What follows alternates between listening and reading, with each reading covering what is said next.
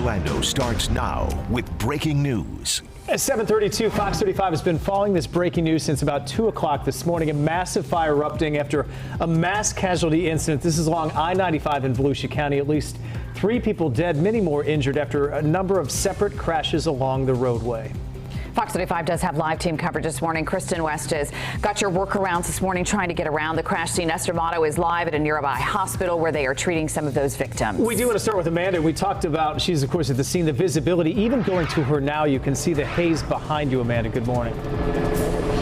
Exactly. So while visibility has technically improved because of the sun coming up, it's also producing a glare on all of that fog and smoke. But you can see part of the worst of one of these accidents behind me here involving a tractor trailer here and some vehicles around it. You can just see a huge chunk of it missing from where it caught fire and burned away. Now, this was a very tragic event here this morning. Accidents on both sides of I-95 in the northbound and southbound lanes. At this part of the accident, 2 people were killed here, and then a little farther down the road, 1 person was killed. Now, a person who was driving along I-95 at the time of these accidents sent us these photos, just awful pictures here of those flames and those totaled vehicles. And then we also have some SKYFOX video over the scene, giving you a clearer picture of just the sheer magnitude of this crash that spans for a couple of miles here on I-95, and that's why this interstate is shut down now and has been since around 1:30 this morning, and will continue to be,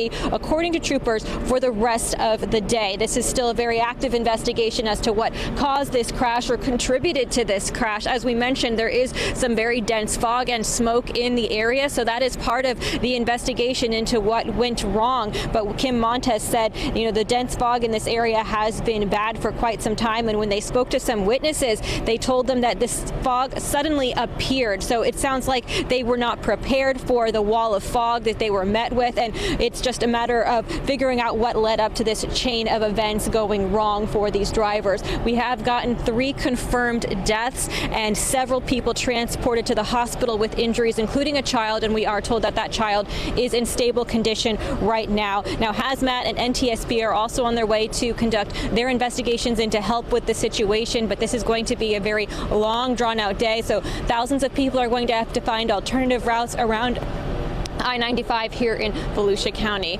Reporting live, I'm Amanda McKenzie, Fox 35 News. Back to you. Amanda, thanks. Yeah, we're expecting hours yet before that's even close to reopen. We do check in with Nestor Mata right now. Nestor, you're outside a hospital where some of the victims are being treated this morning. That's right. When we first heard about the crash this morning, we came here to Halifax Medical Center because it was nearby, and then around 5:30 this morning, we learned that some of the injured were in fact taken here. And we just got an update from Florida Highway Patrol. They actually said that miraculously, many of the injured are non-life threatening. So a lot of them are going to be okay. What we are still working to learn, though, is exactly how many people were injured. And that Florida Highway Patrol says they're also trying to work. I do want to show you video, though, of the flames and explosion, because when you see the site, it's hard to believe that so many of the injuries were not life-threatening. We do know 3 people died. 1 child was airlifted to Arnold Palmer in stable condition. And then we also have learned that of the dead, 1 of them was a semi-truck driver and 1 of them was an SUV driver involved in the accidents. Again, officials have called it since early this morning a mass casualty event. When we talk casualties, we mean dead and injured. Now we're trying to find out exactly how many were hurt. But one good update we did get from Kim was that most of them are non-life-threatening injuries.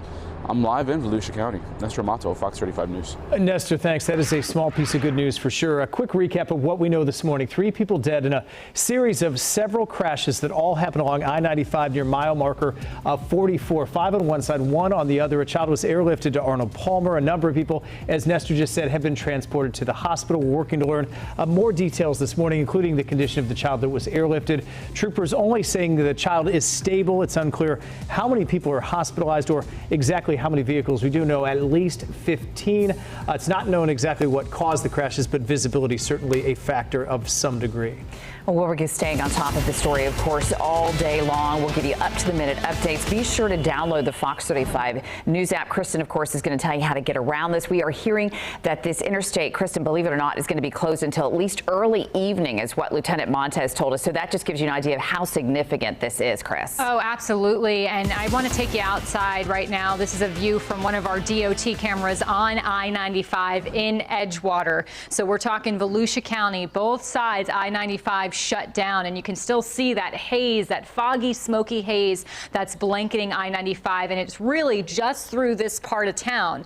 That is why meteorologists at the National Weather Service, I just got off the phone with them about an hour ago, they're thinking that there was some type of prescribed burn, some controlled burn near the interstate, because when you have this hyper-localized visibility issue, I mean, these drivers couldn't see a foot in front of them. It is most likely the result of some type of smoke and fog mixture.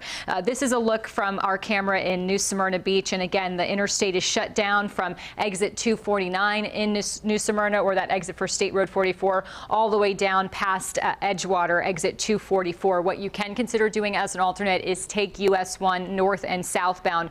We still have this dense fog advisory in effect until 9 o'clock this morning. I do want to get